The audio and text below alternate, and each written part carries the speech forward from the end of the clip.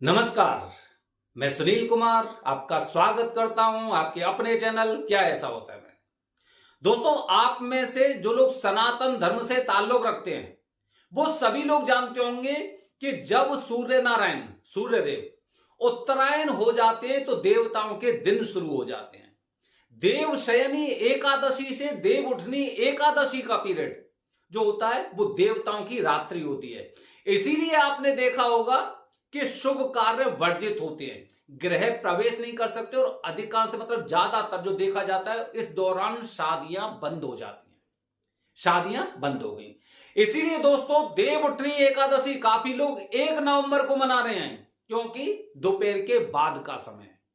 काफी लोग 2 तारीख को मना रहे हैं क्योंकि दोपहर से पहले का समय। एक तिथि 2 दिन, 1 और 2 तारीख को देव उठनी एकादशी है। इसके पश्चात दोस्तों देव उठनी एकादशी के बाद कहते हैं ना कि जब सूर्य नारायण उत्तरायण हो गए, देवताओं के दिन शुरू हो गए, तो जैसे जैसे जो दिन श्रेष्ठ होता है उसकी महत्वता उतनी ज्यादा बन जाती है। 4 तारीख का मंगलवार, ये 1, 2 और 4 ये 3 मुहूर्त ऐसे हैं जो आपके जीवन में मंगल ही मंगल कर सकते हैं। पूरा वीडियो देखिए दोस्तों, पसंद आता है तो कमेंट बॉक्स में हर हर महादेव जरूर लिखिए। दोस्तों, हर माता पिता का सपना होता है कि उनके बच्चे की शादी अच्छे परिवार में हो, उनके बच्चे की शादी हो, उनका बच्चा भी एक दाम्पत्य जीवन को निभा सके। लेकिन समस्या जीवन में कहीं ना कहीं हर इंसान के जीवन में समस्या है। किसी को नौकरी से संबंधित है, किसी को परिवार से संबंधित है, किसी की शादी नहीं हो रही है, या फिर किसी को कोई टेंशन नहीं है इसीलिए टेंशन है। इसीलिए वो लोग परेशान हैं कि सब कार्य हो रहे हैं लेकिन संतुष्टि सी मन में नहीं दिखाई दे रही, नहीं महसूस हो रही है। सोचिए उन माता पिता का जिनके बच्चे की उम्र 30 साल, 31, 32, 35 हो चुकी है। जब भी किसी शादी में जाते हैं तो लगता है कि कोई पूछ ना ले क्या आपके बच्चे का कहीं पर रिश्ता हो चुका है। हर प्रकार की शादी समारोह में जाने से आनाकानी करते हैं कि कहीं कोई उनसे पूछ ना ले कि क्या आपकी लड़की की शादी पक्की हुई। इन सवालों से बड़ा डर लगता है। इसीलिए काफी लोग कुछ ना कुछ बहाना बनाकर शादियों में नहीं जाते हैं। वो लड़के भी, वो लड़कियां भी जिनकी शादी में विलंब हो रहा है वो भी शादी में नहीं जाती हैं। सभी लोग उनकी एज को काउंट करते हैं, कितनी उम्र हो गई, क्या कोई संबंध हुआ नहीं हुआ, अगर ऐसे नहीं हो रही तो सम्मेलन से शादी कर लो, कहीं पे आप अखबार में निकलवा दो। तो इस तरह की चीजें हमें बड़ा परेशान करती हैं, चिंतित करती हैं। दोस्तों, जब हम ऐसी चीजों से चिंतित होते हैं तो कहीं ना कहीं हमारी कुंडली में चंद्र की स्थिति कुछ असामान्य होती है, कुछ चिंता करने वाली होती है। दोस्तों, इसीलिए हर माता पिता का सपना होता है कि मेरे बच्चे की शादी हो, शादी भी हो तो शादी की उम्र में हो। लेकिन कुछ समस्याओं को ये पाल रखे हैं, कुछ समस्याओं के बारे में ये अनभिज्ञ है, कुछ समस्याओं के बारे में इनको पता ही नहीं है कि आखिरकार क्या चल रहा है। क्योंकि ज्यादातर स्थिति ऐसी होती है कि लोगों को जानकारी नहीं होती कि क्या कुंडली में किसी प्रकार का इनके में दोष है। सूर्य अगर कहीं पर आपके लग्न में बैठे हुए हैं तो निश्चित रूप से आप देखना लोगों की कुंडली कि सूर्य अगर लग्न में बैठे हुए हैं तो निश्चित रूप से राजयोग का सूचक होता है, लेकिन साथ में अहंकार का भी सूचक होता है। इसी प्रकार दोस्तों, हमें नहीं पता है कि जीवन में हमारे में क्या होना चाहिए। यहां तक कि काफी लोग ऐसे होंगे कि लग्न में सूर्य है लेकिन स्ट्रगल कर रहे हैं, वजह जानते नहीं है, वजह जानने की कोशिश नहीं की है। 25 साल तक, 26 साल तक, 28 साल तक हो जाएगी, सब हो जाएगी शादी, सब हो जाएगी शादी।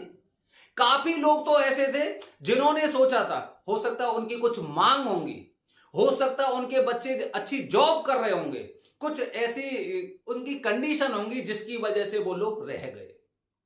दोस्तों, ये सपना नहीं है, ये सपना नहीं है, ये हकीकत है कि कुंडली में अगर मंगल दोष है तो मंगल दोष की वजह से जीवन में समस्या तो आनी है।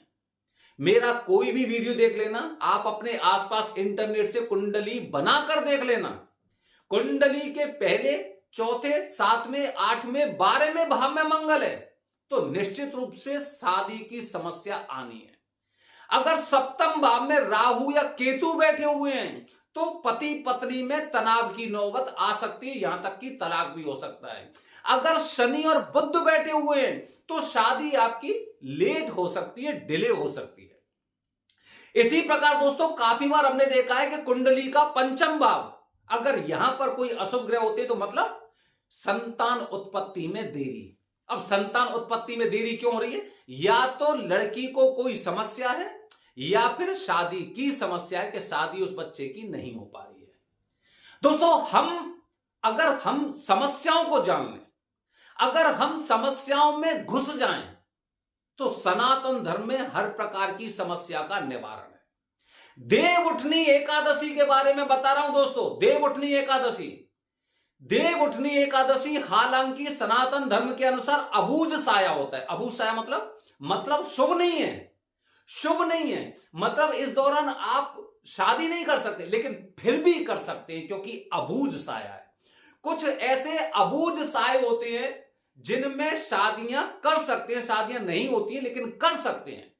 फुलेरा दौज, महाशिवरात्रि, अक्षय तृतीया या फिर देवउठनी एकादशी, इसी प्रकार के दोस्तों 5-6 मुहूर्त ऐसे होते हैं जो अबूझ होते हैं। अब देखिए किस तरह से सनातन धर्म ने ऐसे लोगों की मदद की है। अबूझ साया है लेकिन शादी हो सकती है।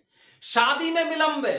पहली कुंभ विवाह और अर्क विवाह की शुरुआत इसी दिन से जो उज्जैन का मंदिर है श्री अंगारेश्वर मंदिर, यहां से इस विधि प्रचलित हुई है, यहां से इस विधि की शुरुआत हुई है। जिन लोगों ने अपने जीवन में हार मान ली थी कि अब हमारी शादी नहीं हो सकती, घर वालों ने भी सोचा 38 साल के, 40 साल के, 42 साल के हो गए लेकिन शादी नहीं, अब नहीं होगी, अब हमारा वंश वृद्धि नहीं होगी, हमारे बच्चे की शादी नहीं होगी। लेकिन किसी ने रास्ता दिखाया कि आप उज्जैन के श्री अंगारेश्वर मंदिर में देवउठनी एकादशी वाले दिन ये वाली पूजा करके आइए और इसके साथ में अर्क विवाह लड़कों के लिए और कुंभ विवाह लड़कियों के लिए, मतलब जिनकी लड़कियां कुंवारी थी जो 30-32 साल की हो गई थी उनके लिए कुंभ विवाह करने के लिए उन्होंने बताया, सलाह दी।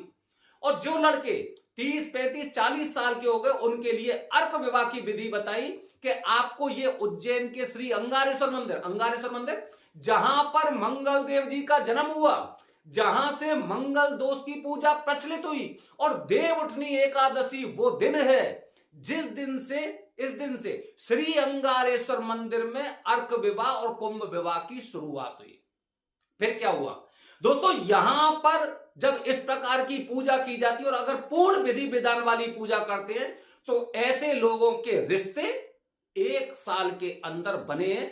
जब इन्होंने हार मान ली थी तब मंगल देव जी ने इनके जीवन में मंगल ही मंगल किया।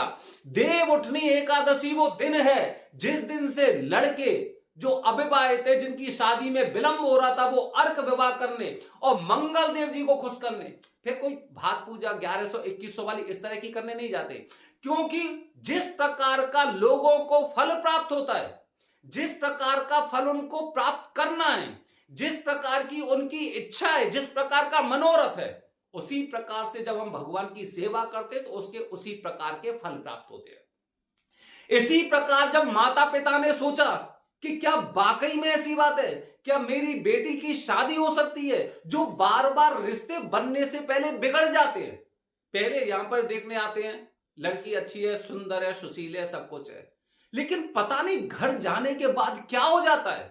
जब हार मान ली थी तो किसी ने सलाह दी कि आप यहां पर देवउठनी एकादशी, विशेष मुहूर्त बता रहा हूं, देवउठनी एकादशी वाले दिन यहां पर अपनी बेटी का कुंभ विवाह करवाइए, और ऐसे लोगों की इच्छा 1 साल के अंदर पूरी हुई है, उनकी बात बनी है।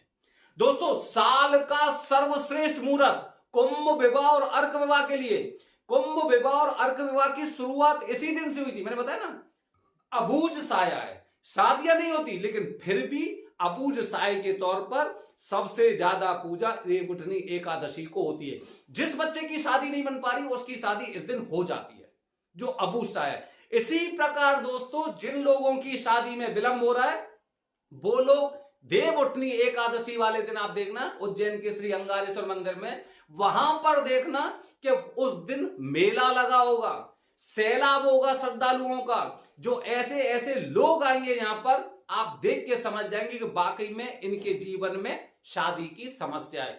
तो दोस्तों देर मत करिए। देर मैंने कर दी, मैं पहले से वीडियो आपके साथ शेयर करना चाहता था, लेकिन कुछ ऐसी स्थितियों में फंसा हुआ था जिसकी वजह से मैं वीडियो नहीं बना पाया। लेकिन जैसे ही वीडियो आपको मिलती है और आपकी शादी में किसी प्रकार का विलंब हो रहा है, आंख बंद करके उज्जैन आ जाइए या फिर दिए गए नंबर पर संपर्क करिए। 1 साल के अंदर अगर आपकी बात नहीं बनती है तो ये फोन नंबर आपके सामने है, द्वारा संपर्क कर लेना। आपको समझ में आ जाएगा कि आपने कितना बड़ा कार्य किया है, कितनी बड़ी बात मानी और आप अपने जीवन में इस प्रकार से संतुष्ट रहने वाले, क्योंकि मंगल दोष इस समय आपका पीछा नहीं करेगा। लेकिन ध्यान रखिए दोस्तों, फिर मैं आपको बता रहा हूं कि जब भी कहीं तीर्थ स्थान पर जाएं तो पूजा सिर्फ वरदानी पंडित जी से। वरदानी पंडित जी ऐसा नहीं केवल उज्जैन में रहते हैं, वरदानी पंडित जी हमारे ट्रस्ट के अनुसार, हमारे ट्रस्ट में त्र्यंबकेश्वर, उज्जैन, गया जी, प्रयागराज, काशी, ब्रह्मकपाल, हरिद्वार, यहां तक कि वृंदावन में भी हमारे वरदानी पंडित जी संघ के लोग हैं जो संतुष्टि नहीं तो दक्षिणा नहीं के तौर पर कार्य करते हैं। देवउठनी एकादशी चूकिए मत, क्योंकि कहीं ना फिर देर हो जाए। बने रहिए हमारे चैनल के साथ दोस्तों। हर हर महादेव, हरिओम।